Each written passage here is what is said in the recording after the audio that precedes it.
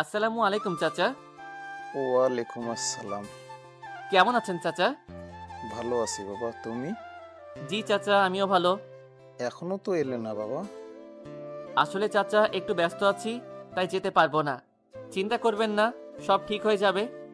জানি বাবা, তোমার উপর আমার আস্থা আছে, তুমি সবকিছু ঠিক করে দিবে। তা বাবা, এখন কি করো? প্রাইভেট পড়িয়ে আসলাম, এখন বাসায় যাব। তোমার খুব কষ্ট হয় তাই না বাবা? আরে না, আমার কোনো কষ্ট হয় না, আপনি আমাকে নিয়ে চিন্তা করবেন না। আচ্ছা চাচা, এখন রাখি, বাসার প্রায় কাছাকাছি চলে এসেছি। সাবধানে থাকবেন আপনারা। তুমিও ভালো থাকবে বাবা। জি, আসসালামু আলাইকুম। ওয়ালাইকুম আসসালাম। বাসায় এসে ফ্রেশ হলাম, তারপর কিছু খেলাম। কিছুক্ষণ পর আদিবা ফোন দিল। কোথায় তুই? এই তো এইমাত্র প্রাইভেট পড়িয়ে আসলাম। তুই কোথায়? কই আর থাকবো, বাসায় আছি, ভালো লাগছে না। কেন, মিম কোথায়? আছে বাসায়। কি করে ও? কি আর করবে, সাব্বিরের সাথে কথা বলে। ওরা কি সারাদিনই কথা বলে? তাই তো দেখতেছি। প্রেম করে ভালো কথা, তাই বলে সারাদিনই কথা বলতে হবে? আচ্ছা, লেকের পারে আয় তোরা, আমরাও আসতেছি। আচ্ছা ঠিক আছে। কল কেটে দিয়ে সাব্বিরের কাছে গেলাম। গিয়ে দেখি ও এখনো কথা বলতেছে। সাব্বির আর মিম একে অপরকে ভালোবাসে। আরো অনেক কিছুই আছে আমাদের ভিতরে, আস্তে আস্তে জানতে পারবেন। সাব্বিরের কাছ থেকে মোবাইলটা নিয়ে মিমকে বললাম, এই তোর কি আর কোনো কাজ নাই? সারাদিন খালি ফোনে কথা বলিস, আমারে আর সাকিবরে তো কোনোদিনও কল দিস না। তোরে আর সাকিবরে কল দেই না, এই কথা বলতে পারলি? হইছে, আর ইমোশনাল করা লাগতো না। লেকের পাড়ে আয়। আচ্ছা ঠিক আছে, আসতেছি। ওই, এইভাবে সারাদিন কথা বলে তো তোর কানের সমস্যা হবে, তখন আর কিছুই শুনবি না। তুই এটা কি করলি? কি করলাম? তুই ফোনটা নিলি কেন? কত সুন্দর রোমান্টিক মুডে ছিলাম। তা কি কথা হচ্ছিল শুনি? এই আমাদের ভবিষ্যৎ নিয়ে, বিয়ের পর কিভাবে সংসার জীবন কাটাবো তার প্ল্যান করছিলাম আর কি। ধ্যাত, নাক দিয়ে টিপ দিলে দুধ পড়বে, আর এখনই বিয়ের চিন্তা? এখন এসব চিন্তা বাদ দে, লেকের পাড়ে যাব, ওরাও আসতেছে। বাসায় আসার পর তোর খবর আছে? পরেরটা পরে দেখা যাবে, এখন তাড়াতাড়ি চল। আচ্ছা সাকিব কই? কই আর থাকবে, গিয়ে দেখ কোনো মেয়ের সাথে সেটিং করে। শালায় তো সব মেয়ের সাথেই কথা বলে। তুই রেডি হ, আমি গিয়ে দেখতেছি। আচ্ছা ঠিক আছে। সাকিবের কাছে গেলাম। সাব্বির ঠিকই বলেছে, শালাই মোবাইল নিয়ে পড়ে আছে। তুই কি ভালো হবি না? কেন, আমি কি খারাপ নাকি? শুধু খারাপ না, তার থেকেও বেশি কিছু। কয়টা মেয়ের সাথে কথা বলিস তুই? আরে তেমন কিছু না, শুধু টাইম পাস করি। আর যাদের সাথে কথা বলি তারাও আমার সাথে টাইম পাস করে। তা রিলেশন করলেই তো পারিস। তুই করলেও তো পারিস। আমার আবার রিলেশন? হয়তো তা কোনোদিনও সম্ভব হবে না। আদিবাকে না বললে কি করে হবে? ওকে হয়তো কোনোদিনও বলতে পারবো না। কেন পারবি না? জানি না, বলার পর যদি ও আমার সাথে সম্পর্ক নষ্ট করে ফেলে, সেই ভয়ে। তা তুমি তোমার ভয় নিয়ে থাকো, কোন দিন দেখমু ওর বিয়ের কার্ড দিছে আমাদের, আর তুই সারা জীবনই দেবদাস হয়ে থাকবি। এত ভয় কিসের দোস্ত? আমরা সবাই তোর সাথে আছি, বলে দেখ ওকে। জানি না ওর সামনে গেলে কি হয়। যতবারই বলার চেষ্টা করি ততবারই আমার কি যেন হয়। হয়তো কোনোদিনও বলতে পারবো না, আর তোরাও বলবি না। তুই প্রমিস করিয়েছিস বিধায় এখনো বলি নাই, তা না হলে আরো আগে বলে দিতাম। তবে মনে হয় না এই প্রমিস বেশি দিন রাখতে পারবো। এখন তাড়াতাড়ি চল, ওরা মনে হয় এসে পড়েছে। রেডি হয়ে লেকের পাড়ে গেলাম। আদিবা আর মিম আমাদের আগেই এসে পড়েছে। সন্ধ্যার পর যে কি ভিড় থাকে লেকের পাড়ে তা বলার মতো না। বসার জন্য জায়গা পাওয়া যায় না। এই এতক্ষণ লাগে তোদের আসতে? আমরা কত আগে এসে বসে আছি। সময় কি আর এমনি বেশি লাগছে? এই দুইটা যে এত কথা বলতে পারে ফোনে। আর মিম, তোদের সবসময় দেখা হয়, তারপরও ফোনে এত কি কথা বলিস? আর কিছুদিন পর তো তোরা দুজনের একজনও কানে শুনবি না। কালকে স্টাডি ট্যুরে যাব, অনেক আনন্দ করব। তোদের দুজনকে যদি দেখি একজন আরেকজনের সাথে আঠার মতো লেগে রয়েছিস, তাহলে তোদের খবর আছে। কি? কালকেই আমরা যাব? আমাদের তো মনেই ছিল না। কোনো কিছুই তো গুছালাম না, কিছু জিনিস কিনাও লাগতো, তাও তো কিনা হলো না দোস্ত। সত্যি আর এখন কেনা যাবে কিনা তাও জানি না। সারাদিন ফোনে কথা বললে মনে কিভাবে থাকবে? যদি উল্টাপাল্টা কিছু খাস তাহলে তোদের খবর আছে। আরে না, আমরা কি ওই ধরনের ছেলে নাকি? চা খেতে ইচ্ছে করতেছে, চল মামার দোকানে গিয়ে চা খেয়ে আসি। ওদের ওখান থেকে তাড়াতাড়ি এসে পড়লাম। বাসায় এসে গুছানোর কাজে লেগে পড়লাম। একদমই মনে ছিল না, এমনি তো তাড়াতাড়ি ঘুমাতে হতো, কারণ সকালে উঠতে হবে। আর এখন ব্যাগ গোছাতেই অনেক রাত হয়ে যাবে। অত সকালে যে কিভাবে ঘুম থেকে উঠবো জানি না। অবশ্য চিন্তা নেই, ওরা ফোন দিয়েই উঠবে। ব্যাগ গুছাতে গুছাতে অনেক রাত হয়ে গেল। খেয়ে দিয়ে সবাই ঘুমিয়ে পড়লাম। খুবই ক্লান্ত লাগছিল, বিছানায় শুয়ে পড়তেই ঘুমিয়ে গেলাম। মোবাইলের শব্দে ঘুমটা ভেঙে গেল। মনে হয় সকাল হয়ে গেছে, তাই আদিবা ফোন দিয়েছে। কিন্তু কলটা রিসিভ করে যা শুনলাম তাতে আমার ঘুম একদমই ভেঙে গেছে। আপনি একদমই চিন্তা করবেন না চাচা, আমি ডাক্তার নিয়ে আসছি। ঠিক আছে বাবা। ঘড়ির দিকে তাকিয়ে দেখলাম 5টা বেজে গেছে। এর ভিতরে আজানও দিয়েছে। ওযু করে নামাজ পড়লাম। সাকিব আর সাব্বিরকে ডাক দিলাম না, ওরা হয়তো আর একটু পর ঘুম থেকে উঠেই যাবে, তাই তাড়াতাড়ি করে বেরিয়ে পড়লাম। খুবই চিন্তা লাগছে, জানি না কি হবে। রাস্তা দিয়ে যাইতেছি আর 2 বছর আগের কথা ভাবতেছি। প্রথম যখন অনার্সে ক্লাস করতে যাব, রাস্তা দিয়ে হাঁটতেছি, হঠাৎ 10 থেকে 12 বছরের একটা মেয়ে চোখে পড়ল। মেয়েটা কেঁদে কেঁদে ভিক্ষা করছিল। খুবই খারাপ লাগলো মেয়েটাকে দেখে। দুনিয়াটা বড়ই অদ্ভুত, যে মেয়েটার স্কুলে থাকার কথা সেই মেয়েটাই এখন রাস্তায় ভিক্ষা করছে। মেয়েটার সাথে কথা বলতে মন চাইল। তুমি কে, আর এখানে এভাবে কাঁদছো কেন? স্যার, আমার একটু সাহায্য করেন। আমার ভাইটার অসুখ, ভাই ছাড়া এই দুনিয়াতে আমার আর কেউ নাই। মেয়েটার কথা শুনে চোখ দিয়ে পানি বেরিয়ে গেল। মেয়েটাকে বললাম, তুমি কোথায় থাকো, আমাকে সেখানে নিয়ে চলো, আমি তোমার ভাইয়ের চিকিৎসা করাবো। তারপর মেয়েটা আমাকে একটা বস্তিতে নিয়ে আসলো। সেখানে গিয়ে দেখলাম মেয়েটার মতো আরো 6-7 জন আছে। হয়তো সবারই মেয়েটার মতো অবস্থা। একটা সুন্দর জীবন তাদের মৌলিক অধিকার, অথচ সেই অধিকার তারা পাচ্ছে না। সবাই এক জায়গায় গোল হয়ে দাঁড়িয়ে আছে, আর তাদের মাঝখানে 8-10 বছরের একটা ছেলে পড়ে আছে। তাই এই ছেলেটাই হয়তো এই মেয়েটার ভাই। ছেলেটাকে ডাক্তারের কাছে নিয়ে গেলাম। ডাক্তার কিছু ওষুধ লিখে দিল, বলল এগুলো খেলে ঠিক হয়ে যাবে। ওষুধগুলো নিয়ে আবার বস্তিতে আসলাম। কেন জানি খুবই খারাপ লাগছিল, কারণ আর বেশি কিছুদিন এভাবে থাকলে ছেলেটাকে হয়তো বাঁচানো যেত না। আমি আমার সিদ্ধান্ত নিয়ে ফেলেছিলাম ছেলে আর মেয়েটাকে আমার সাথে রাখার। মেয়েটাকে বলার পর সে যা বলল তাতে আমার চোখ দিয়ে পানি বের হয়ে গেল। মেয়েটাকে বলার পর সে আমাকে বলেছিল, আপনাকে অনেক ধন্যবাদ স্যার। আপনি আমাদের জন্য যা করেছেন তা কখনো শোধ করতে পারবো না। আজকে 7 দিন ধরে আমার ভাই অসুস্থ ছিল। এখানে যে ছেলেমেয়েগুলোকে দেখছেন তারা সবাই মিলে ভিক্ষা করে টাকা জমিয়েছিলাম ভাইয়ের চিকিৎসার জন্য, কিন্তু ডাক্তার বলল এই সামান্য টাকায় চিকিৎসা হবে না। খুব কষ্ট পাচ্ছিলাম, কি করব বুঝতে পারতেছি না। ভাই ছাড়া যে আমার কেউ নাই, সেই ভাই যদি চিকিৎসার অভাবে মারা যায় তাহলে বড় বোন হয়ে সেটা কিভাবে সহ্য করব।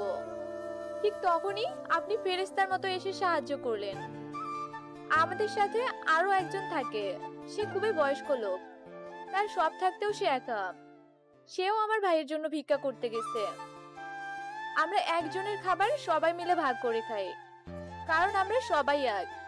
এখন আমি আর আমার ভাই ভালো জীবন যাপনের আশায় কি করে তাদের ছেড়ে যাব। আমরা এখানেই অনেক সুখী আছি। মেয়েটার কথা শুনে চোখ দিয়ে পানি বেরিয়ে গেল। কাঁদতে কাঁদতে মেয়েটাকে জড়িয়ে ধরলাম। এইটুকু মেয়ে কথাগুলো বলে বড়দের মতো। এরা একজন আরেকজনকে কতটা ভালোবাসে তা আমরা শিক্ষিত মানুষ কখনো পারবো না। না, যত কষ্টই হোক না কেন আমি এদের সবাইকেই নিয়ে যাব। মেয়েটাকে বললাম, যদি সবাইকেই নিয়ে যাই তাহলে যাবে আমার সাথে? স্যার, আপনি কিভাবে এতগুলো মানুষের দেখাশোনা করবেন? এমনিতেই আপনি অনেক করেছেন, আপনার কথা কখনো ভুলবো না।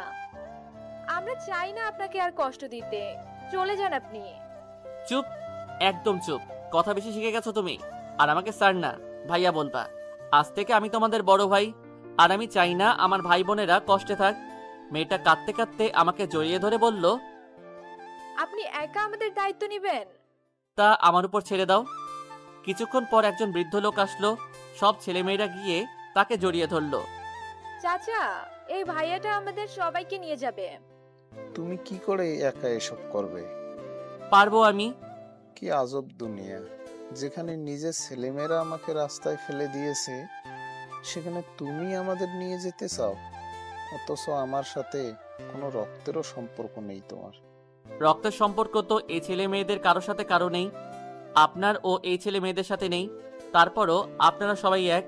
আসলে এই দুনিয়ায় রক্তের চেয়েও বড় সম্পর্ক হলো মনুষ্যত্বের, যা আমাদের সবাইকে একই বন্ধনে বেঁধে রাখে। আর আজকে থেকে আমাকে আপনার ছেলে মনে করবেন। তারপর তাদের সবাইকে সেখান থেকে নিয়ে গেলাম, একটা বাসা ভাড়া করলাম, ছেলে মেয়েদেরকে স্কুলে ভর্তি করালাম, টিচারদের সবকিছু বললাম। সব শুনে তারা ফ্রিতে পড়ার ব্যবস্থা করে দিল, আর বাকি সব খরচ আমি দেই। আচ্ছা, তোমাদের কারো তো নাম জানা হলো না, কি নাম তোমাদের? জানি না। মন খারাপ করো না, আজকে থেকে তোমার নাম জান্নাত। সবার নাম ঠিক করে দিলাম। চাচাই তাদের সাথে থাকে, আমি প্রতিদিনই তাদের খোঁজ খবর নেই, মাঝে মাঝে গিয়ে দেখে আসি, তাদের থাকা খাওয়া সব ব্যবস্থা করে দিয়ে আসি। আর একটু আগে চাচা কল দিয়ে বলল জান্নাতের নাকি খুবই জ্বর, তাই এখন যাইতেছি। পরিচিত একটা ফার্মেসি থেকে একজন ডাক্তার নিয়ে যাইতেছি। এত সকালে আবার কি কল দিল? স্ক্রিনে তাকিয়ে দেখি মিম কল দিয়েছে। কি হয়েছে তোমাদের? রবিকে কল দিতেছি, ওর ফোন বন্ধ। তোমাদের দিলাম কিন্তু ধরো না। ঘুমিয়েছিলাম। ঘুম থেকে উঠো, এবার 7টায় বাস ছাড়বে। আচ্ছা ঠিক আছে। রবি, এ রবি, আরে উঠ এখন। সাকিব, এ সাকিব। কি রে, কি হয়েছে? এভাবে চিল্লাচ্ছিস কেন? সকাল হয়ে গেছে, আমাদের যেতে হবে।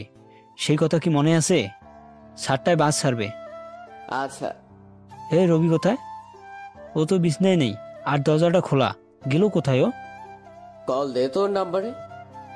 আচ্ছা দিচ্ছি, ফোনও বন্ধ। কোথায় গেল ও? ও তো না বলে এভাবে কোথাও যায় না, আর রাতেও তো ছিল, তাহলে কখন গেল? আমার কিন্তু খুবই চিন্তা হচ্ছে, ওর আবার কিছু হলো না তো?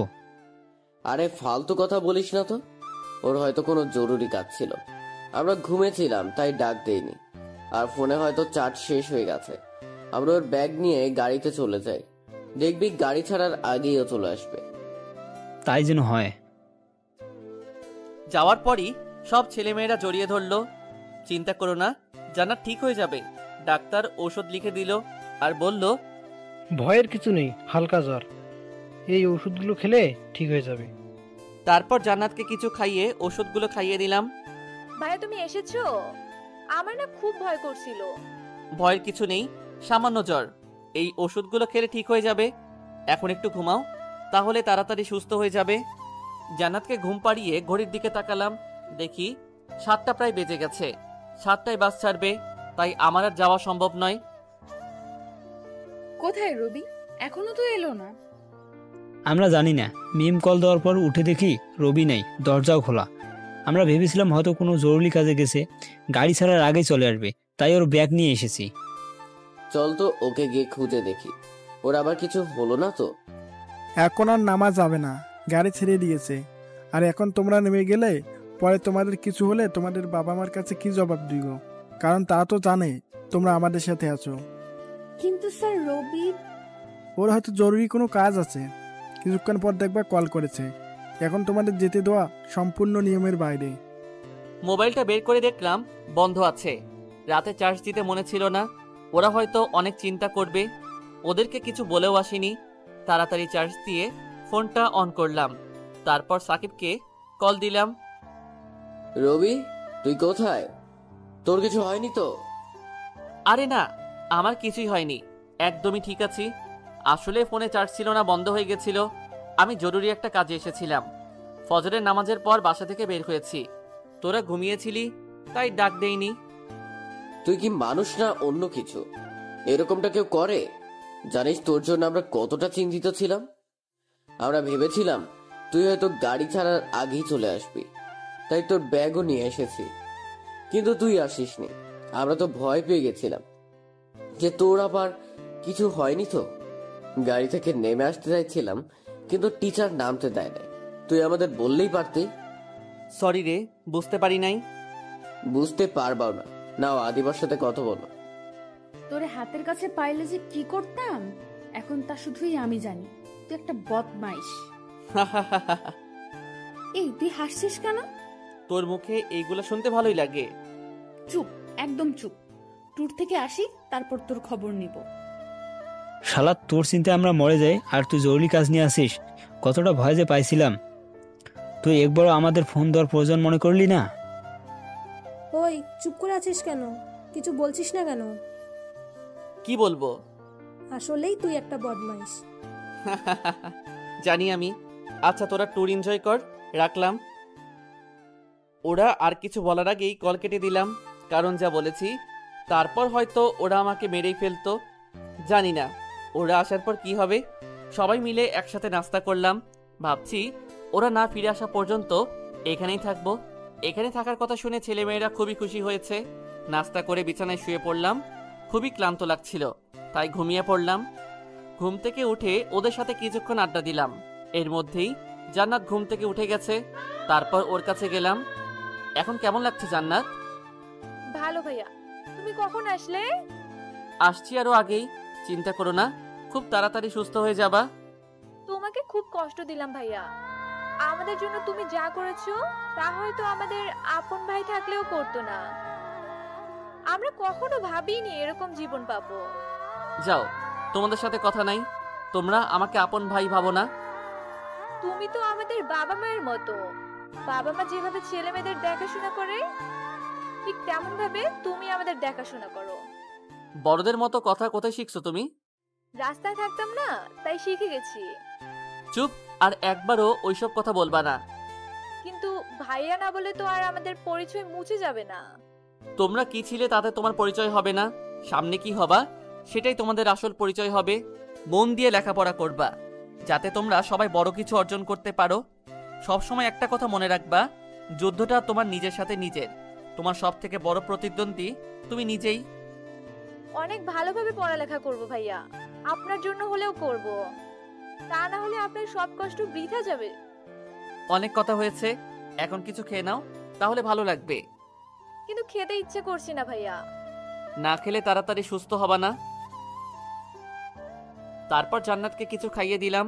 তারপর ওকে বললাম বিশ্রাম নিতে, আর আমি অন্যদের কাছে চলে আসলাম। এভাবে 2 দিন কেটে গেল। জান্নাত সুস্থ হয়ে গেছে। এই 2 দিনে অনেক ভালো সময় কেটেছে বাচ্চাদের সাথে। আসলে বাচ্চাদের সাথে থাকলে এমনি মন ভালো থাকে, কারণ ওরা হলো নিষ্পাপ। আজকে রাতেই ওরা ট্যুর থেকে চলে আসবে, তাই ঠিক করলাম দুপুরে খাওয়ার পরই ওখান থেকে চলে আসব। আসার সময় খুবই খারাপ লাগছিল। বাচ্চারা সবাই জড়িয়ে ধরে কান্না করছিল। আমারও চোখ দিয়ে পানি বেরিয়ে পড়ছিল।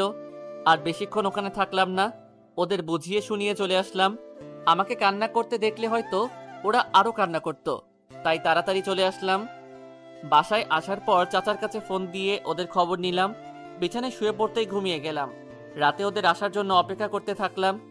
কিছুক্ষণ পর দরজায় কেউ নক করলো। দরজা খুলেই তো অবাক হয়ে গেছি, কারণ সাকিব আর সাব্বিরের সাথে আদিবা মিমও ছিল। আজকে আমি শেষ। আদিবা আর মিমকে বললাম, তোরা এই রাতে এখানে কেন? কেউ দেখে ফেললে কি হবে? চুপ, আগে তোর সাথে বোঝাপড়া, তারপর এখান থেকে যাব। আরে দেখে ফেললে কি হবে? না, কিছুই হবে না। তারপর ওরা 4 জন আমাকে ইচ্ছে মতো বলতে লাগলো। আমি আগে জানতাম এইরকম কিছু হবে। অনেকক্ষণ পর ওদের বললাম, তোরা তো মনে হয় অনেক ক্লান্ত হয়ে গেছিস, কিছু খেয়ে নে। এই কথা শুনে ওরা সবাই আমার দিকে তাকিয়ে রইল। তুই কি এতক্ষণ আমাদের কথা শুনেছিস? শুনেছি তো। আমার মনে হয় না তুই শুনেছিস। শুনে থাকলে এই কথা তোর মাথায় আসতো না। সরি বললাম তো, আমার ভুল হয়ে গেছে তোদের না জানানো। এটা তোর ভুলটা করার আগে ভাবা উচিত ছিল যে তুই এরকম করলে আমরা কতটা চিন্তায় থাকবো। ভাই এখন বাদ দে, আর কিছু বলিস না। খুবই ক্ষুধা লাগছে। তোরা আসবি বলে রাতে খাইনি। এরপর সবাই একটু শান্ত হলো। ওরা সবাই ফ্রেশ হয়ে আসলো। তারপর সবাই মিলে একসাথে খেলাম। মনে হলো কোনো পরিবার। খুবই ভালো লাগছিল। খেয়ে দিয়ে আদিবা আর মিমকে বললাম, অনেক রাত হয়ে গেছে, এবার তাহলে তোদের বাসায় দিয়ে আসি। কেউ দেখলে সমস্যা হয়ে যাবে। আরে কি সমস্যা হবে? থাকি না আমরা এখানে। এমন থাপ্পড় মারবো দাঁত সব পড়ে যাবে। বিয়ের পর সাব্বিরের সাথে থাকিস, এখন না। আর সাব্বির, তুই কিছু বলছিস না কেন? হা, আমি কি বলবো? চুপ শালা লুইচ্চা একটা। এখন চল ওদের দিয়ে আসি। দোস্ত আমার খুবই ক্লান্ত লাগছে, যা। শালা, আমি একা যাব? সাকিবকে নিয়ে যা। আমাকে কেন বলছিস? তুই যা। এখন আবার দুজনে ঝগড়া শুরু করে দিলি? তোদের দুজনকে যেতে হবে। তারপর জোর করে ওদের দুজনকে নিয়ে গেলাম। আদিবা আর মিমকে ওদের বাসায় দিয়ে আসলাম। রাস্তা দিয়ে তিনজন হাঁটতেছি। দোস্ত আমার খুব ঘুম পাচ্ছে, মনে হচ্ছে এখানেই ঘুমিয়ে পড়ি। আমারও একই অবস্থা। চুপ থাক শালারা, উল্টাপাল্টা কথা বলা বন্ধ কর। আর কিছুক্ষণের মধ্যেই বাসায় চলে আসবো, তারপর ঘুমাইস। বাসায় এসে ওদেরকে কল দিয়ে বললাম আমরা বাসায় এসে গেছি। বাসায় আসতে না আসতেই ওরা গিয়ে বিছানায় শুয়ে পড়লো, আমিও গিয়ে ঘুমিয়ে পড়লাম। সকালে মোবাইলের শব্দে ঘুমটা ভেঙে গেল। স্ক্রিনে তাকিয়ে দেখলাম আদিবা কল দিয়েছে।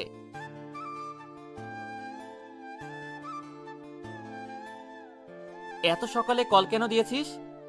কলেজে যাবি না? ওরা দুজন এখনো ঘুমাচ্ছে, মনে হয় না আজকে যাওয়া হবে। তোরা যা, তারপর নোটগুলো আমাদের দিয়ে দিস। তোরা যে এগুলো বলবি তা আমরা আগে থেকেই বুঝতে পারছি। আচ্ছা ঠিক আছে, তোরা ঘুমা। কল কেটে দিয়ে আবার ঘুমিয়ে পড়লাম। ঘুম থেকে উঠে ফ্রেশ হয়ে বাইরে গেলাম নাস্তা করতে। দোস্ত রাতে খুবই ক্লান্ত লাগছিল, এখন অনেক ভালো লাগছে। সত্যি রে, এখন নিজেকে অনেক ফ্রেশ ফ্রেশ মনে হচ্ছে। আজকে তো কলেজেও গেলাম না, কি করব এখন? আরে এত চিন্তা করছিস কেন? এখন নাস্তা করে বাসায় গিয়ে আবার ঘুমাবো। চুপ শালা, সারাদিন ঘুম ছাড়া কি আর কিছু ভাবতে পারিস না? দোস্ত চল কোথাও ঘুরতে চাই। ওরা জানতে পারলে আমরা শেষ। আরে দূরে কোথাও যাব না, কাছেই কোথাও যাব। বিকেলের আগেই চলে আসবো। তাছাড়া দোস্ত, মেয়ে মানুষ নিয়ে ঘুরতে গেলে মজা নাই। তা ঠিক বলছিস। রবি, কি বলিস? কি আর বলবো সাব্বির, তোর এই কথা যদি মিমকে বলি তাহলে কেমন হবে? খুবই ভালো হবে দোস্ত। ভাই এই কথা মিম জানতে পারলে আমি শেষ। আচ্ছা চল ঘুরতে যাই, অনেকদিন ঘুরতে যাই না আমরা। নাস্তা করে বাসায় আসলাম, তারপর তিনজনে রেডি হয়ে বাইক নিয়ে বেরিয়ে পড়লাম। অনেক জায়গায় গেলাম, অনেকদিন পর সেই মজা করলাম। ওরা ঠিকই বলেছে, মেয়ে মানুষ নিয়ে আসলে এইরকম মজা পেতাম না। একটা রেস্টুরেন্টে লাঞ্চ করলাম, তারপর বাসায় আসলাম। বাসায় এসে ফ্রেশ হয়ে শুয়ে পড়লাম। সারাটা দিন বাইকে ঘোরাঘুরি করেছি, খুবই ক্লান্ত লাগছিল। তিনজনই ঘুমিয়ে পড়লাম। সন্ধ্যার একটু আগে ঘুম থেকে উঠলাম। সন্ধ্যার পর আদিবাদের কল দিয়ে লেকের পাড়ে আসতে বললাম। লেকের পাড়ে যাওয়ার পর আদিবা বলল, কালকে কলেজে যেতে হবে না। কেন? কালকে সবাই মিলে রেস্টুরেন্টে লাঞ্চ করব, আর তোদের সবার জন্য একটা সারপ্রাইজ আছে। কি সারপ্রাইজ? তা বলে দিলে তো আর সারপ্রাইজ হলো না। কি সারপ্রাইজ তা কালকেই জানতে পারবি, তবে বিশেষ কিছু। ভালোই হবে, কালকে তোরা ট্রিট দিবি। অনেকদিন তোরা ট্রিট দিস না। ওদের সাথে আড্ডা দিয়ে বাসায় চলে আসলাম। দোস্ত, তোদের কি মনে হয় কি সারপ্রাইজ দিবে? দেখ, তোর প্রপোজ করতে পারে। ফালতু কথা বলিস না তো। ফালতু কথা না, আদিবাকে দেখেই মনে হচ্ছে যে ও তোকে কালকে প্রপোজ করবে। তুই কিভাবে এই কথা বলছিস? আরে দেখছিস না আদিবা কিভাবে ওবের কেয়ার করে, তাই তো বলছি। সেই কেয়ার তো আদিবা তোর আর আমারও করে, আর মিমও রবির কেয়ার করে। আচ্ছা এখন এসব বাদ দে, কালকে গেলেই জানতে পারবো। সারাটা রাত ঘুমাতে পারলাম না চিন্তায়। পরের দিন দুপুরে রেস্টুরেন্টে গেলাম, গিয়ে দেখি ওরা আমাদের আগেই চলে এসেছে। আমরা যাওয়ার পর আদিবা বলল, পরিচিত হয়ে নে তোরা, ও হচ্ছে মারুফ, তোদের দুলা ভাই। ওর সাথে আমার বিয়ে পারিবারিকভাবে ঠিক হয়ে আছে, আর আমরা একে অপরকে ভালোবাসি। ও এতদিন দেশের বাইরে ছিল, তাই তোদের সাথে পরিচয় করাতে পারিনি। গতকালকেই দেশে এসেছে, আর কিছুদিন পরেই আমাদের বিয়ে হবে। কি? তোরা সবাই অবাক হয়ে গেছিস তাই না? তা কেমন লাগলো সারপ্রাইজটা? না মানে ভালোই ছিল। আমাদের আগে তো কখনো বললি না তার ব্যাপারে। তোরা তো কখনো জানতেও চাস নাই, তাই বলি নাই। রবি, তুই ঠিক আছিস তো? হ্যাঁ আমি ঠিক আছি, হঠাৎ করে মাথাটা ঘুরছে। কি? তাড়াতাড়ি চল বাসা যাই। কি হয়েছে? চল হাসপাতালে যাই। আরে না, তোর যেতে হবে না, তোরা লাঞ্চ কর, সে অনেক দিন পর এসেছে। আমরা রাতে তোদের সাথে দেখা করব। এটা বলে রবিকে ওখান থেকে নিয়ে আসলাম। রবি, তোর চোখে পানি কেন? তোর সাথে পরিচয় হওয়ার পর এই প্রথম তোকে কষ্ট পেতে দেখলাম। সরি রে। তোরা সরি বলছিস কেন? জানি না চোখ দিয়ে কেন পানি পড়ছে, আর ভুলটা তো আমারই ছিল। ও তো শুধু আমাদের ওর ভালো বন্ধুই ভাবতো, আমি শুধু ওকে বন্ধু নয় অন্য কিছু ভেবেছি। দোষটা আমারই। তারপরও কেন জানি খুবই কষ্ট হচ্ছে ভাই। তোরা আমাকে প্রমিস কর ভাই, আদিবাকে কখনো এই কথাগুলো বলবি না। চুপ থাক তুই। কি হয়েছে তোর, এমন করছিস কেন? আর শোন, বিয়ে এখনো হয় নাই। আদিবাকে যে করে হোক তোর কাছে নিয়ে আসবো। আমি জানি তোরা সেটা পারবি, কিন্তু ও তো আমাকে ভালোই বাসে না। তাহলে তোরা এটা কেন করবি? ও মারুফকে ভালোবাসে, আর বন্ধু হয়ে আমাদের এটাই চাওয়া উচিত যে ও সুখে থাকুক। চুপ কর তুই। সাকিব তাড়াতাড়ি হাসপাতালে যেতে হবে, ওর অবস্থা আমার ভালো লাগছে না। এই রবি, রবি, কথা বলছিস না কেন? এই কি হলো তো রবি? মনে হয় জ্ঞান হারিয়ে ফেলেছে। তাড়াতাড়ি হাসপাতালে চল। তাড়াতাড়ি হাসপাতালে গেলাম। ডাক্তারকে বললাম হঠাৎ করে মাথা ঘুরে পড়ে গেছে। ডাক্তার আমাদেরকে বাইরে থাকতে বলল, আর রবিকে টেস্ট করতে নিয়ে গেল। অনেকক্ষণ পর ডাক্তার এসে বলল, এখানে উগির সাথে কারা এসেছেন? জি আমরা। বলুন কি হয়েছে ওর? এখনো কিছু বলতে পারছি না, রিপোর্ট আসলে বলতে পারবো। রোগীর কিছুক্ষণ পর জ্ঞান ফিরবে, আপনারা দেখা করতে পারেন, কিন্তু রোগীকে বিরক্ত করা যাবে না। ঠিক আছে। এগুলো বলে ডাক্তার চলে গেল। দোস্ত, খুবই অবাক হচ্ছি। কেন, কি হয়েছে? মিম ফোন দিয়েছিল। কোথায় ও? ও বাসায়। আর আদিবারা? ঘুরতে গেছে হয়তো কোথাও। এটা ভেবে অবাক হচ্ছে যে আদিবাই একবারও কল দিয়ে খবর নিল না। মরে ছিল না হয়তো। তাই হবে, ও তো অনেক ব্যস্ত। কিছুদিন পর বিয়ে, তাই হয়তো অনেক আনন্দে আছে। কিছুক্ষণ পর নার্স এসে বলল রবির জ্ঞান ফিরেছে। তাই তাড়াতাড়ি রবির কাছে গেলাম। এখন কেমন লাগছে? ভালো। তোদের অনেক কষ্ট দিলাম, তাই না? মারবো এক থাপ্পড়। আবার এই কথা বললো। এই, আপনাদের বলছি না রোগীকে এখন বিরক্ত করবেন না, সে এখনো অনেক দুর্বল। আপনারা বাইরে আসুন, কথা আছে। আপনি বিশ্রাম করুন। ডাক্তার, কি হয়েছে আমার? তেমন কিছু না, আমি আপনার বন্ধুদের কাছে ওষুধ লিখে দিব। ডাক্তার, আমি বুঝতে পারছি আমার কিছু একটা হয়েছে। আপনি আমাকে বলতে পারেন। আমার যা কিছুই হোক না কেন, আমার জীবনে এটা নতুন কিছু না। সেই ছোটবেলা থেকেই কষ্ট সহ্য করে এসেছি, আর এখন কষ্টগুলো আমার বন্ধু হয়ে গেছে। আমার যা কিছু হয়েছে আপনি তো আমার কাছেই বলবেন প্লিজ, আর কারো কাছে না। আপনার পায়ে পড়ি। আরে কি করছেন? আসলে আমি জানি না এটা আপনার কাছে বলা ঠিক হবে কিনা। আপনি বলতে পারেন, আমার কোনো সমস্যা হবে না। আপনার ক্যান্সার হয়েছে। চোখ দিয়ে পানি বেরিয়ে পড়ল। আমার সাথেই কেন এমন হয়? হে আল্লাহ, এই পৃথিবীতে কষ্ট দেওয়ার আর কাউকে খুঁজে পাচ্ছ না তুমি? সেই ছোটবেলা থেকেই কষ্টের সাথে লড়াই করে এসেছি, কিন্তু এখন বড় হবার পরও সেগুলো আমার পিছেই পড়ে আছে। আপনি শান্ত হন, চিকিৎসা করালে আমরা সফল হতে পারি। আপাতত এই ওষুধগুলো খাবেন। প্রতি সপ্তাহে 2 বার এসে আমার সাথে দেখা করে যাবেন। যদি আপনার অবস্থা উন্নতি না হয়, নাহলে খুব তাড়াতাড়ি আপনাকে হাসপাতালে ভর্তি করতে হবে। আপনার কাছে একটা অনুরোধ, এই কথাগুলো আমার বন্ধুদের কাছে বলবেন না। আমি চাই না ওরা আমার জন্য কষ্ট পাক। কি বলছেন এটা? প্লিজ ডাক্তার, আপনার কাছে অনুরোধ করছি। ঠিক আছে, তবে আমি যা বললাম সেগুলো মেনে চলবেন। নিয়মিত ওষুধগুলো খাবেন, আর হাসপাতালে আসতে ভুলবেন না। না আসলে ক্ষতি আরও বেশি হবে। এগুলো বলে ডাক্তার চলে গেল। আমার ফ্রেন্ডের কি অবস্থা ডাক্তার? দেখুন, তেমন কোনো সমস্যা নেই, তবে আরও আগে ডাক্তারের কাছে আনা উচিত ছিল। সে যখন মাঝে মাঝে অসুস্থ হয়ে পড়ে তখনই ডাক্তার দেখানো উচিত ছিল। তবে ভয়ের কিছু নেই, এই ওষুধগুলো নিয়মিত খেলে ঠিক হয়ে যাবে। ধন্যবাদ আপনাকে। ওকে বাসায় নিয়ে যেতে পারবো কখন? আজকে নিয়ে যেতে পারবেন, সে এখন ঘুমাচ্ছে। ঘুম থেকে উঠলে নিয়ে যেতে পারবেন। তবে একটা কথা মনে রাখবেন, এই ওষুধগুলো নিয়মিত খেতে হবে।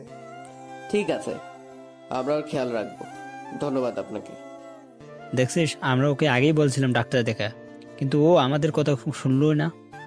হ্যাঁ, ঠিকই বলেছিস। ও যখন মাঝে মাঝে অসুস্থ হয়ে পড়তো তখনই আমাদের ওকে জোর করে নিয়ে আসা উচিত ছিল। ভাগ্য বলো তেমন কোনো সমস্যা হয় নাই। এখন ওকে নিয়মিত ওষুধ খাওয়াতে হবে। আমার তো মনে হয় এই কাজটা ও ঠিকভাবে করবে না। না করলে আমরা তো আছি। ওকে জোর করে খাওয়াবো। আদিবা কল দিয়েছে, দেখে কি বলে। কি অবস্থা রবির এখন? না, তেমন কোনো সমস্যা না। ও ভালো, আচ্ছা পরে কল দিব, রাখি এখন, এক জায়গায় যাইতেছি। আচ্ছা ঠিক আছে। ওরে কল দিতে কে বলছিল? ওর সামনে অসুস্থ হয়ে পড়লো আর ও এতক্ষণ পর কল দিল। তাও মনে হলো ইচ্ছে করে দেয়নি। মারুফ এতদিন পর দেশে এসছে বলে কি ওর সাথে সারাদিন থাকতে হবে? বাদ দে তো, যে যেভাবে থাকতে চায় তাকে সেভাবে থাকতে দেওয়া উচিত। এইসব কিছু রবির সাথে বলিস না, তাহলে ও অনেক কষ্ট পাবে। রবির ঘুম ভাঙার অপেক্ষা করতেছি। বাইরে বসে কিছুক্ষণ পর মিম আসলো। সরি রে, একটু দেরি হয়ে গেল। কি অবস্থা রবির এখন? তেমন কোনো সমস্যা না, ওষুধ লিখে দিয়েছে, ওইগুলো নিয়মিত খেতে বলছে। যাক, তেমন কোনো সমস্যা হয়নি। অনেক টেনশনে ছিলাম। তোদের জন্য খাবার নিয়ে আসছি। এখনো তো মনে হয় কিছু খাসনি, তাড়াতাড়ি খেয়ে নে। ক্ষুধা নাই, পরে খাবো। চুপ, বললেই হলো, তাড়াতাড়ি খা। রবি জানতে পারলে কিন্তু রাগ করবে। তারপর দুজনে দুপুরের খাবার খেলাম। কিছুক্ষণ পর নার্স এসে বলল রবির ঘুম ভেঙেছে। তারপর ডাক্তারের সাথে কথা বলে রবিকে বাসায় নিয়ে আসলাম। আস্তে আস্তে রাত হয়ে গেছে। সাব্বিরকে বললাম মিমকে বাসায় দিয়ে আসতে। রবিকে কিছু খাইয়ে দিয়ে ওষুধগুলো খাওয়ালাম। খাওয়ার পর রবিকে বললাম ঘুমাতে। ও এখনো অনেক দুর্বল। ডাক্তার বলেছে 2-3 দিন লাগবে সুস্থ হতে। কিছুক্ষণ পর সাব্বির আসলো। আমরাও খেয়ে দিয়ে শুয়ে পড়লাম। অনেক ক্লান্ত লাগছিল। বিছানায় শুয়ে পড়তেই ঘুমিয়ে গেলাম। 3 দিন পর এখন রবি মোটামুটি সুস্থ। এই 3 দিনে মিম অনেকবার এসেছিল। আদিবাও 2 বার এসেছিল, তাও অল্প কিছুক্ষণের জন্য। ও তো এখন অনেক ব্যস্ত। সামনে ওর বিয়ে, তাই হয়তো অনেক খুশিতে আছে। ভালোই হয়েছে, ও ওর মতো থাকুক। আজ অনেক দিন পর লেকের পাড়ে এসেছি সন্ধ্যার পর। আগে প্রতিদিনে আসতাম। এতদিন রবি অসুস্থ থাকায় আশা হয়ে ওঠেনি। রবি আগের থেকে কেন জানি চুপচাপ হয়ে গেছে। আগের মতো আর কথা বলে না, ফাইজলামি করে না।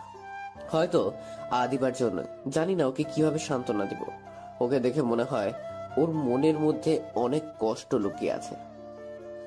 লেকের পাড়ে আমি, সাব্বির আর মিম। আদিবারও আসার কথা ছিল, কিন্তু এখনো আসেনি। আগে যে সবার প্রথমে থাকতো, সে এখন সবার শেষে। এটাই হয়তো বাস্তবতা। রবি, তোকে এইভাবে দেখতে আমাদের কারোই ভালো লাগছে না। প্লিজ আগের মতো হয়ে যায়। চাইলেই সবকিছু সম্ভব না। দুনিয়াটা একটা গোলক ধাঁধার মতো, যত সামনে আগাবো ততই মনে হচ্ছে পিছনে চলে যাচ্ছি।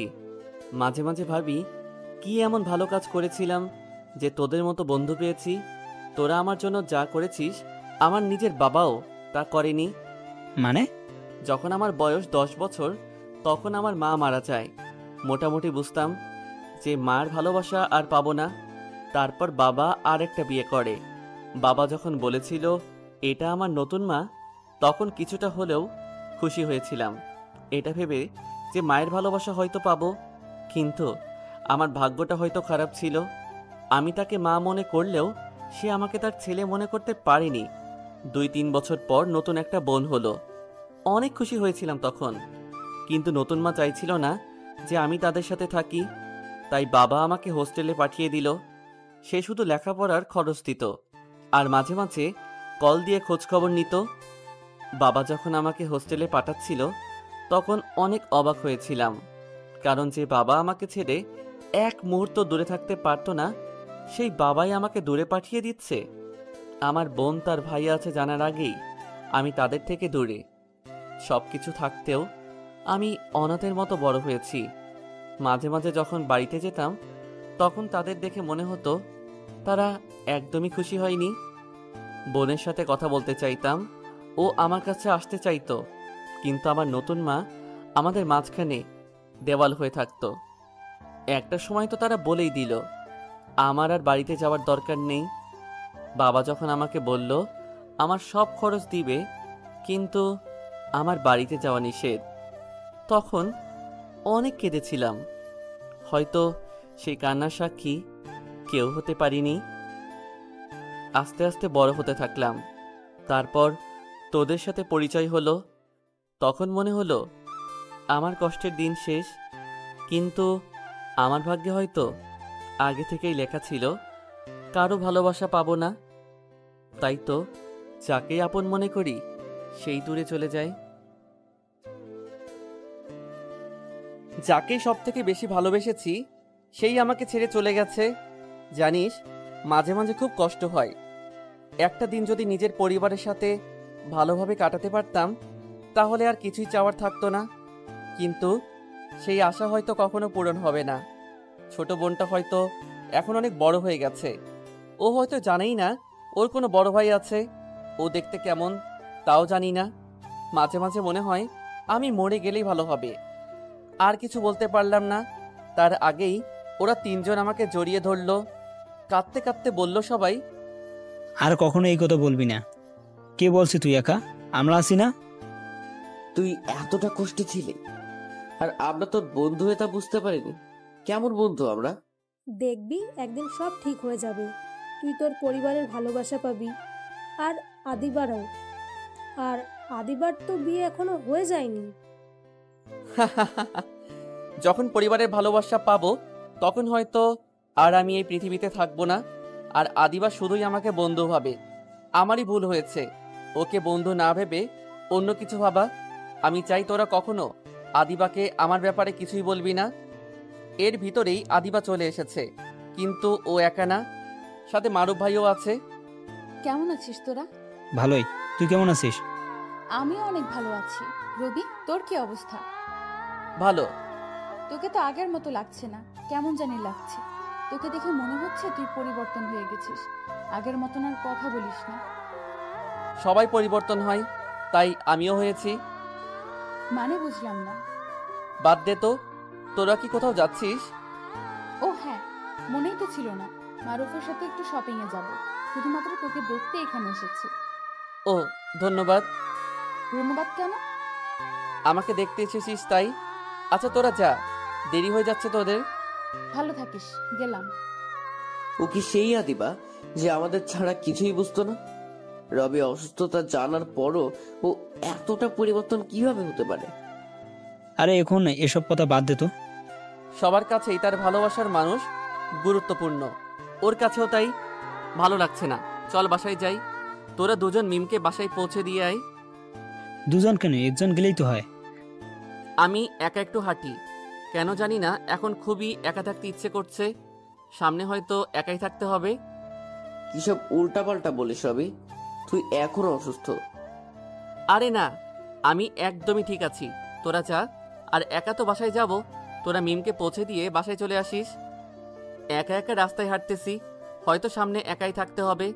কারণ আর কিছুদিনের হয়তো অদিতি এই পৃথিবীর। খুব কষ্ট হচ্ছে ছেলে মেয়েদের জন্য। আমি ছাড়া তো ওদের আর কেউ নেই। আমি চলে গেলে ওদের কি হবে? আমি তো ওদের কথা দিয়েছিলাম কখনো ওদের ছেড়ে যাব না। ওরা তো আমাকে অনেক ভালোবাসে। ওরা কি আমার চলে যাওয়া সহ্য করতে পারবে? দু চোখ বেয়ে পানি পড়ছে। জানি না এটা কিসের কষ্ট। বেশি দিন বাঁচবো না তার জন্য না, বাচ্চাদের ছেড়ে যাব তার জন্য। হয়তো বাচ্চাদের জন্যই কষ্ট হচ্ছে, কারণ আমার জীবন তো অনেক আগেই শেষ হয়ে গেছে যখন মা আমাকে ছেড়ে চলে গেছে। আমার উচিত ছিল মায়ের সাথে চলে যাওয়া, তাহলে হয়তো এখন কষ্ট পেতাম না। চিৎকার করে কাঁদতে ইচ্ছে করছে আর বলতে ইচ্ছে করছে, মা তুমি কেন আমাকে একা ছেড়ে চলে গেলে? দেখো দেখো তুমি, আমি একদমই ভালো নেই, অনেক কষ্টে আছি আমি। মা মা তুমি চিন্তা করো না, আমিও কিছুদিন পর তোমার কাছে চলে আসব। হঠাৎ মোবাইলে কল আসলো। স্ক্রিনে তাকিয়ে দেখলাম চাচা কল দিয়েছে।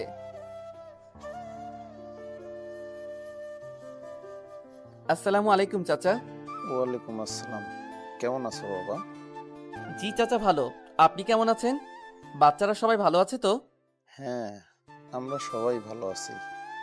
অনেক দিন তো কোনো খোঁজ খবর নেওনি। তোমার কিছু হয়নি তো আবার? আসলে চাচা একটু অসুস্থ ছিলাম তো, তাই খোঁজ নিতে পারিনি। আর চিন্তা করবেন না, এখন একদমই ঠিক আছি। আর কিছুদিন পর আসবো। এখন রাখি চাচা, পরে কথা বলবো। তাদের সাথে মিথ্যা কথা বলতে ভালো লাগছিল না, তাই কলটা কেটে দিলাম।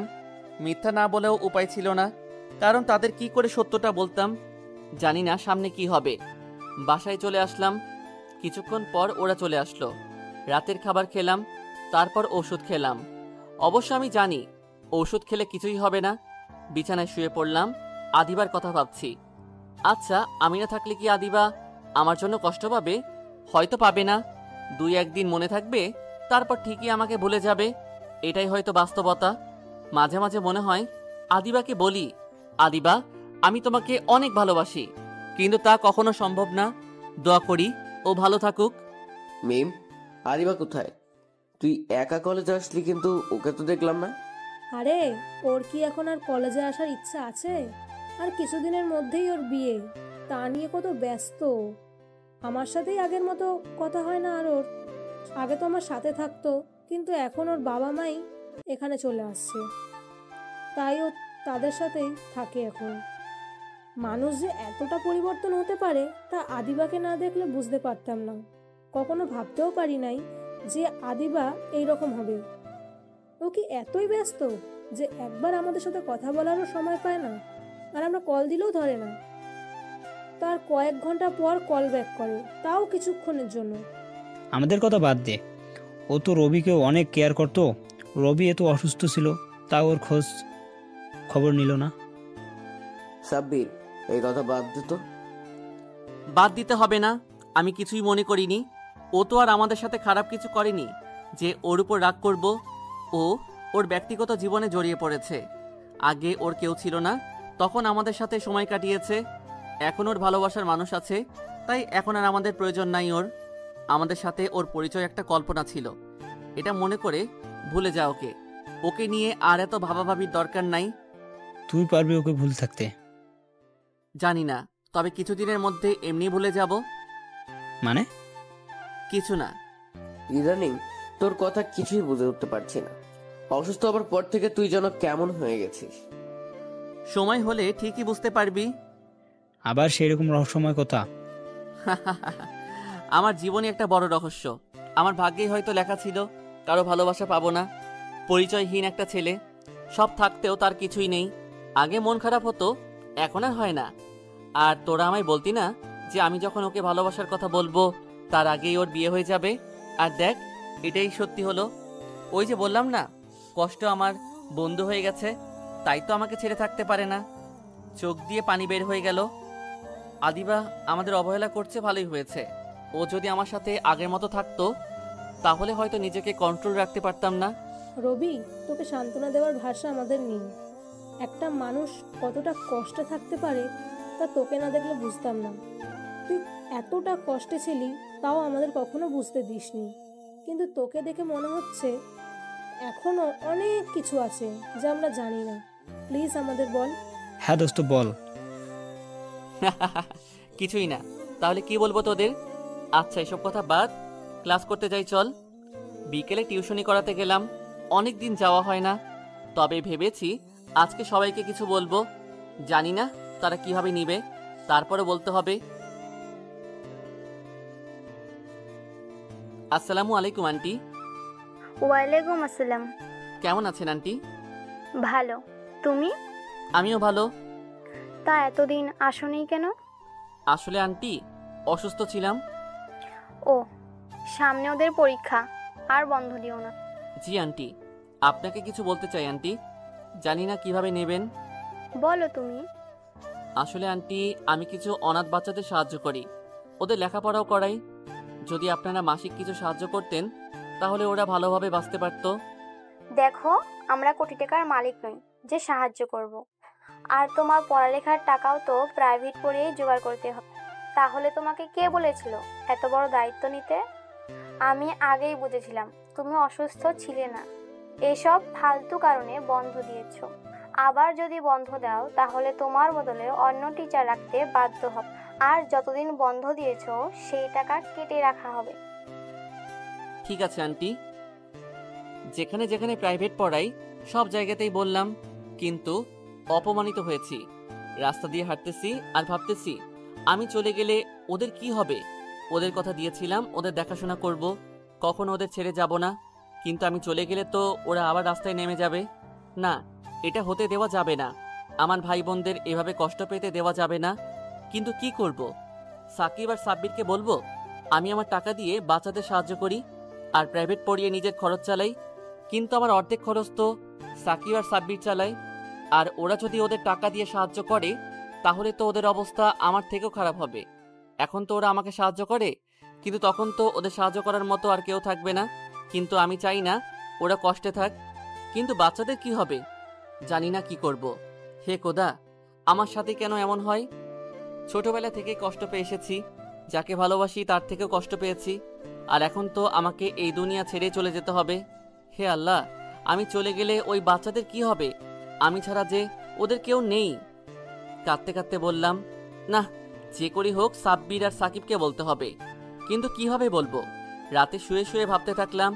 এভাবে আরো 7 দিন চলে গেল। আমার অবস্থা এখন আগের চেয়ে অনেক খারাপ। শরীরটা অনেক দুর্বল হয়ে গেছে, কিন্তু এখনো সাব্বির আর সাকিবকে বলতে পারি নাই। ডাক্তার বলেছিল সপ্তাহে 2 দিন তার সাথে দেখা করতে হবে, কিন্তু প্রায় 14 দিন হতে চলল, তাও দেখা করা হয়নি।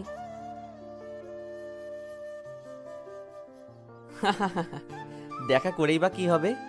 দেখা করলেই তো আর বেঁচে থাকবো না, হয়তো কিছুদিন বেশি বাঁচবো, কিন্তু তা হাসপাতালে কাটাতে হবে। আর আমার জন্য কে এত টাকা খরচ করবে? অনেকদিন বাচ্চাদের দেখি না, আজকে যাব, ওদের সাথে 1-2 দিন থাকবো। হয়তো আর কখনো ওদের সাথে থাকা হবে না। আমি যাওয়াতে বাচ্চারা অনেক খুশি হয়েছে, কিন্তু আমি খুশি হতে পারিনি, কারণ আমি চলে গেলে হয়তো ওরা আবার আগের জীবনে চলে যাবে। অনেক কষ্টে চোখের পানি আটকে রাখলাম। বাবা, তুমি ঠিক আছো তো? আমি ঠিকই আছি চাচা। না মানে, তোমাকে দেখতে আগের মতো লাগছে না, কেমন জানি হয়ে যাচ্ছ। না, আমার কিছুই হয়নি। তারপর বাচ্চাদের সাথে কিছুক্ষণ সময় কাটালাম। ভাইয়া, তোমার জন্মদিন কবে? কেন? আরে বলোই না। তারপর একটা তারিখ বললাম ওকে। আমার জন্মদিন কবে তা জানতে চাইছো কেন? আর কিছুদিন পরেই তো তোমার জন্মদিন। আমরা সবাই মিলে তোমার জন্মদিন উদযাপন করব। যদি আমি না থাকি? থাকবে না মানে?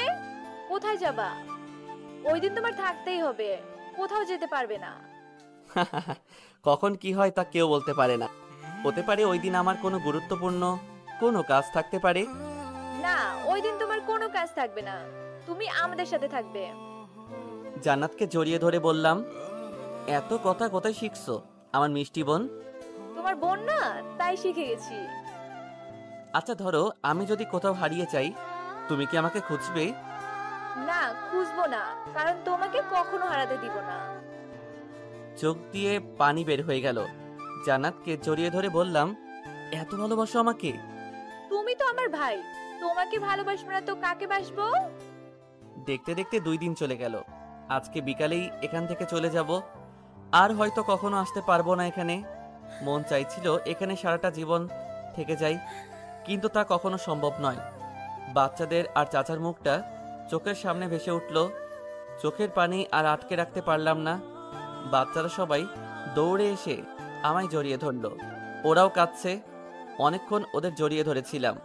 অনেক কষ্টে চোখের পানি মুছে ওদের বললাম, মন দিয়ে লেখাপড়া করবে, কখনো কোনো কিছুর জন্য কষ্ট পাবে না। একটা কথা মনে রাখবে, তোমাদের অনেক বড় হতে হবে। চাচা বাচ্চাদের খেয়াল রাখবেন। তারপর সেখান থেকে চলে আসলাম, আর পিছনে ফিরে তাকালাম না। এর ভিতরে সাকিব ফোন দিয়ে বলল লেকের পাড়ে আসতে। তারপর সেখান থেকে লেকের পাড়ে যেতে লাগলাম।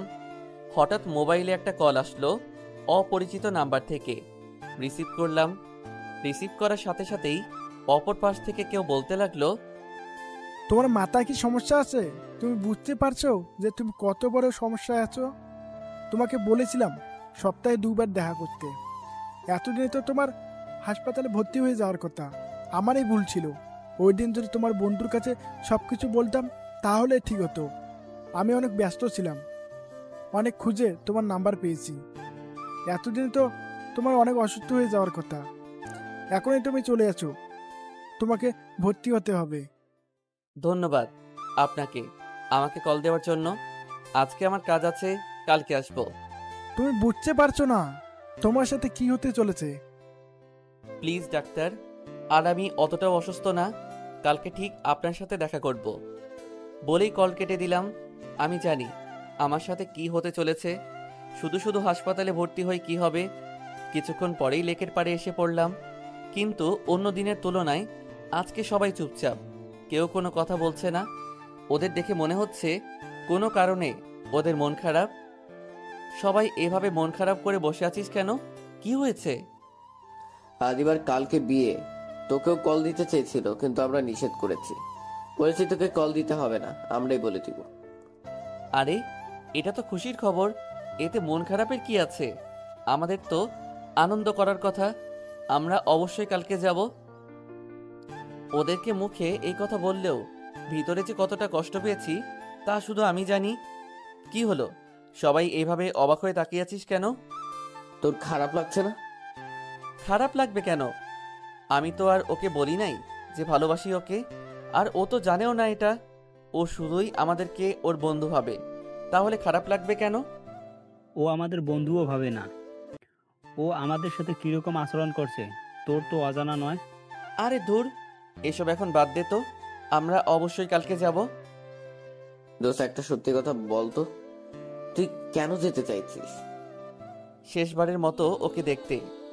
অনেক ইচ্ছা ছিল ওকে বিয়ের সাথে দেখতে, আর হয়তো ওর সাথে দেখা হবে না। ও হয়তো আর আমাদের কথা মনেও রাখবে না, ভুলে যাবে রবি নামের ওর কোনো বন্ধু ছিল যার ও কেয়ার করতো অনেক। ওর ভালোবাসা না পাই, কিন্তু ওকে বিয়ের সাথে দেখতে তো আর কোনো বাধা নেই। ওকে শুধু দূর থেকে দেখব। ও হয়তো অনেক খুশি থাকবে কালকে, আমাদের সাথে হয়তো কথা বলারও সময় থাকবে না ওর। তারপরও ওর মুখটা শেষবারের মতো দেখতে চাই। তোর খারাপ লাগবে না? আমার খারাপ লাগবে কেন? আমি তো অনেক খুশি থাকবো, ওকে বিয়ের সাথে দেখতে পাবো, এটাই অনেক। নিজের অজান্তেই চোখ দিয়ে পানি বেরিয়ে গেল, আর কিছু বলতে পারলাম না। তার আগেই ওরা সবাই এসে জড়িয়ে ধরলো।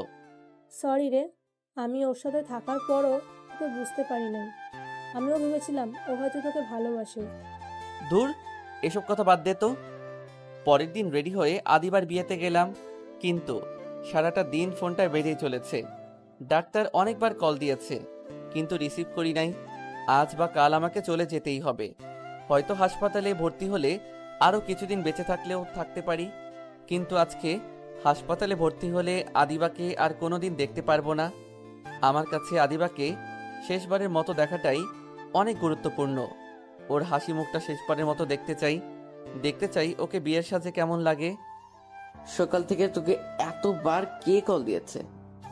আর বলিস না, পরিচিত একজন একটা কাজের জন্য বিরক্ত করছে। চল, আদিবা ওর সাথে দেখা করতে বলেছে। তোরা যা, আমার ভালো লাগছে না। আমরাও যাব না। আরে তোরা যা, না গেলে ও হয়তো কষ্ট পাবে, আর আমি চাই না আজকে ও কোনো কষ্ট পাক। আজকে শুধু ওকে খুশি দেখতে চাই। তারপর ওরা আদিবার সাথে দেখা করতে চলে গেল, আর আমি ঘুরে ঘুরে সবকিছু দেখছি। হয়তো আর কিছুক্ষণের অতিথি আমি।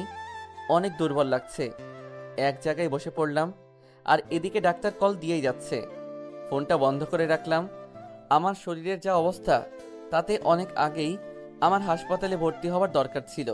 ভর্তি হয়ে আর কি হবে, তার থেকে যতক্ষণ বাঁচবো একটু খুশিতে বাঁচতে চাই। কিছুক্ষণ পর ওরা আসলো। দোস্ত তুইও যা, আদিবার সাথে কথা বলে আয়। না থাক। তোর কি হয়েছে? এভাবে বসে আছিস কেন? কিছু হয় নাই, এমনি বসে আছি। দোস্ত চল যাই এখান থেকে। কেন? আদিবার অন্য কারোর সাথে বিয়ে হয়ে যাবে, এখন ও অন্য কারোর সাথে চলে যাবে। তুই তা সহ্য করতে পারবি? খুব সহজে তো বলে দিলি। আমরা জানি তুই কতটা কষ্টে আছিস। সব থেকে বড় কষ্ট কি জানিস? আদিবাকে এত ভালোবাসি, কিন্তু ও তা জানতেই পারলো না, আর হয়তো কখনো জানতেও পারবেও না। ওর সাথে আর কখনো দেখা হবে না, এটাই অনেক কষ্টের। তবে খুশিও লাগছে অনেক, কারণ আদিবা অনেক খুশি আজকে। দোস্ত তোকে দেখতে কেমন জানি লাগছে, চল হাসপাতালে যাই। আরে না, আমার কিছুই হয় নাই। তুই বললেই হলো, তোর চোখ বন্ধ হয়ে আছে, তাড়াতাড়ি হাসপাতালে যেতে হবে। তোর কোনো কথা শুনবো না, চল এখন। প্লিজ দোস্ত, আদিবাকে শেষবারের মতো দেখতে দে। কথা দিলাম, ও এখান থেকে চলে গেলেই হাসপাতালে যাব। তুই পাগল হয়ে গেছিস? তোর চোখ বন্ধ হয়ে আসছে। প্লিজ দোস্ত, আমার যা কিছুই হোক না কেন তাতে আমার কিছু যায় আসে না। শুধু আদিবাকে শেষবারের মতো দেখতে চাই। ওকে যে অনেক ভালোবাসি দোস্ত। চোখের পানি বেরিয়ে গেল, বিয়ের কার্যক্রম শুরু হয়ে গেল। নিজের ভালোবাসাকে অন্য কারোর সাথে বিয়ে হতে দেখা যে কতটা কষ্টের তা বোঝানো হবে না। যার সাথে এমনটা হবে শুধু সেই বুঝতে পারবে। অনেক কষ্ট করে সুস্থ থাকার চেষ্টা করলাম। চোখ দুটো বন্ধ হয়ে আসছে। আদিবা অন্য কারোর সাথে চলে যাচ্ছে। অনেক খুশি লাগছে ওকে। বিয়ের সাজে ওকে অনেক সুন্দর লাগছে। হয়তো এটাই ওকে শেষ দেখা। এরপর হয়তো পুরো পৃথিবীর সাথে আমার সম্পর্ক ছিন্ন হয়ে যাবে। চোখ দুটো বন্ধ হয়ে যাবার আগে শেষবারের মতো আদিবাকে দেখে নিলাম। দু চোখ বেরিয়ে পানি পড়ছে। রবি, রবি, কি হয়েছে তোর? চোখ খুলছিস না কেন? তাড়াতাড়ি ওকে হাসপাতালে নিয়ে যেতে হবে। হাসপাতালে ডাক্তারের কাছে নিয়ে গেলাম। ডাক্তার রবিকে আইসিইউতে নিয়ে গেল। অনেকক্ষণ পর ডাক্তার এসে আমাদের রাগী গলায় বলল, আপনারা কি মানুষ না অন্য কিছু? তাকে আরো আগে হাসপাতালে নিয়ে আসেননি কেন? জানেন তার কি হয়েছে? তার ক্যান্সার হয়েছে, কিন্তু আপনাদের বলতে নিষেধ করেছিল। তাকে বলেছিলাম সপ্তাহে 2 বার আমার সাথে দেখা করতে, কিন্তু সে আসেনি। এতদিনে তার হাসপাতালে ভর্তি হওয়ার কথা, কিন্তু সে হয়নি। একটা মানুষ কি করে নিজেকে এত অবহেলা করতে পারে তাকে না দেখলে বুঝতে পারতাম না। অনেক খুঁজে তার নাম্বার জোগাড় করে তাকে গতকাল কল দিয়েছিলাম হাসপাতালে আসার জন্য, কিন্তু সে আসেনি। আজকেও তাকে কল দিচ্ছিলাম, কিন্তু সে ফোন বন্ধ করে রেখেছে। আরও আগে ভর্তি হলে হয়তো তার আরও কিছুদিন বাঁচার সম্ভাবনা থাকতো, কিন্তু এখন আর আমাদের কিছু করার নেই। এটা বলেই ডাক্তার চলে গেল। ডাক্তারের কথা শুনে মনে হলো আমরা যেন সবাই পাথর হয়ে গেছি। কথা বলার ভাষা হারিয়ে ফেলেছি। দু চোখ বেরিয়ে পানি পড়ছে সবার। তোরা শুনছিস ওর নাকি ক্যান্সার হয়েছে, রবি নাকি আর বাঁচবে না। আর আমরা ওর বন্ধু হয়ে এই কথাগুলো জানলাম না। কেমন বন্ধু আমরা ওর? আরে না, রবির কিছুই হয়নি। ডাক্তার ভুল বলছে। দেখবি রবি ঠিক হয়ে যাবে। ও আমাদের ছেড়ে যেতে পারে না। ও আমাদের এতটা ভালোবাসে যে ওর কষ্টের কথা আমাদের জানতেও দেয়নি। কাঁদতে কাঁদতে সাব্বিরকে জড়িয়ে ধরলাম। তিনজনই বসে বসে চোখের পানি ফেলছি আর ওর সাথে কাটানোর সময়টাকে মনে করছি। রবির মোবাইলটা অন করলাম আর সাথে সাথে কেউ কল করলো। স্ক্রিনে তাকিয়ে দেখলাম চাচা লেখা। রিসিভ করার সাথে সাথে অপর পাশ থেকে একটা ছোট্ট মেয়ে বলতে লাগলো, ভাইয়া তুমি কোথায়? তোমার ফোন বন্ধ কেন? তোমার কিছু হয়নি তো? আসলে আমি রবির ফ্রেন্ড। রবি হাসপাতালে আছে। তারপর হাসপাতালের নাম বলে দিলাম তাকে। কিছুক্ষণ পর একটা বয়স্ক লোক আর তার সাথে 7-8টা ছোট ছোট ছেলে মেয়ে আসলো। আপনারা কারা? আমরা সবাই অনাথ। রবি ভাইয়া রাস্তা থেকে তুলে এনে আমাদের দেখাশোনা করছেন, আমাদের পড়ালেখা করাচ্ছেন। রবি ভাইয়ের কি হয়েছে? রবি আর বাঁচবে না, ওর ক্যান্সার হয়েছে। বলার সাথে সাথেই বাচ্চারা সবাই কাঁদতে লাগলো। ওদের চিৎকার শুনে আরো অনেক লোক এসে গেছে। ওদের এভাবে কাঁদতে দেখে উপস্থিত সবার চোখে পানি এসে গেছে। চোখ খোলার পর দেখি আমি হাসপাতালের বেডে শুয়ে আছি। নার্সকে বললাম আমার বন্ধুদের সাথে কথা বলতে চাই। কিছুক্ষণ পরই দেখি বাচ্চারা সবাই দৌড়ে এসে আমাকে জড়িয়ে ধরেছে আর চিৎকার করে কাঁদছে। আমি ভাবি নাই যে ওদের এখানে দেখব। ভাইয়া তুমি বলেছিলে কখনো আমাদের ছেড়ে যাবে না, তাহলে এখন যাচ্ছ কেন? তুমি অনেক পচা, কথা দিয়ে কথা রাখো না। আমাদের ছেড়ে যেও না ভাইয়া। তুমি তো আমাদের বাবা মা, আর বাবা মা কি কখনো তাদের সন্তানকে ছেড়ে যায়? আমি অনেক খারাপ, তাই তো তোমাদের ছেড়ে যাচ্ছি। আমাকে মাফ করে দিও। একটা কথা মনে রাখবে, আমি সবসময়ই তোমাদের সাথে আছি। যখনই আমার কথা মনে পড়বে তখনই ওই আকাশের দিকে তাকাবে। আকাশের কোনো একটা তারার ভিতরে আমি আছি। দোস্ত, একটা কথা তোদের অনেক আগে থেকে বলতে চেয়েছি, কিন্তু পারিনি। আমি ছাড়া ওদের কেউ নাই। দয়া করে ওদের দেখাশোনা করিস। আমি চাই না ওরা আবার রাস্তায় থাকুক। দয়া করে ওদের দেখিস। ওই, ওদের কিচ্ছু হবে না। তোকে কথা দিলাম, আমরা ওদের দেখাশোনা করব।